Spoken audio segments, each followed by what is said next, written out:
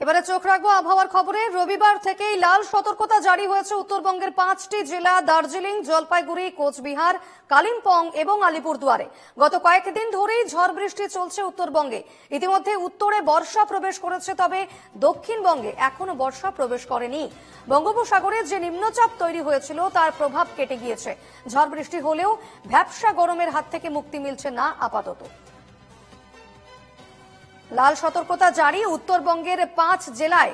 গত কয়েকদিন ধরেই উত্তরবঙ্গে ঝড় বৃষ্টি হচ্ছে।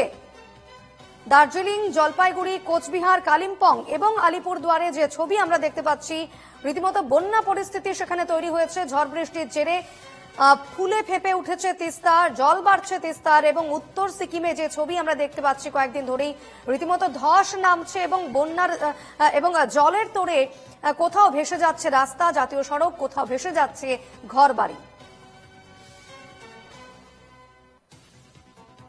তবে দক্ষিণবঙ্গে এখনো তেমন করে বর্ষা প্রবেশ করেনি এবং বঙ্গোপসাগরে যে নিম্নচাপ তৈরি হয়েছিল তার প্রভাব কেটে গিয়েছে। ফলত বৃষ্টি হলেও, ঝড় বৃষ্টি হলেও ভ্যাপসা গরমের হাত থেকে কিন্তু আপাতত মুক্তি মিলছে না।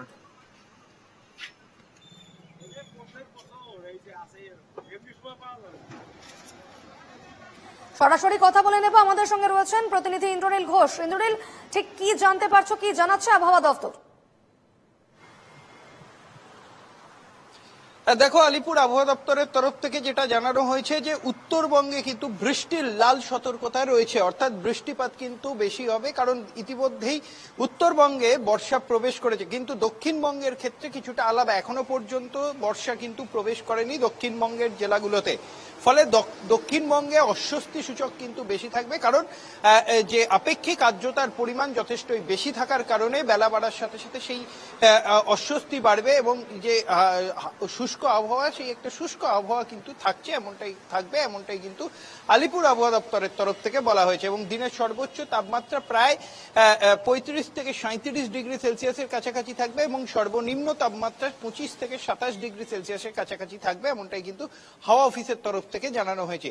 এবং বৃষ্টিপাত জেলার বিভিন্ন জায়গায় কিন্তু হালকা থেকে মাঝারি বৃষ্টিপাতের সম্ভাবনা থাকলেও এবং কোথাও কোথাও বজ্রবিদ্যুৎ সহ বৃষ্টিপাতের সম্ভাবনা থাকলেও কিন্তু সেইভাবে এই আপেক্ষিক আর্দ্রতার পরিমাণ এবং তাপমাত্রার কিন্তু সেইভাবে হেরফের হবে না। এবং চলতি সপ্তাহে প্রায় 4 থেকে 5 ডিগ্রি তাপমাত্রা কিন্তু বৃদ্ধি পাবে, এমনটাই কিন্তু আলিপুর আবহাওয়া দপ্তরের তরফ থেকে জানানো হয়েছে। বেশ, ধন্যবাদ ইন্দ্রনীল।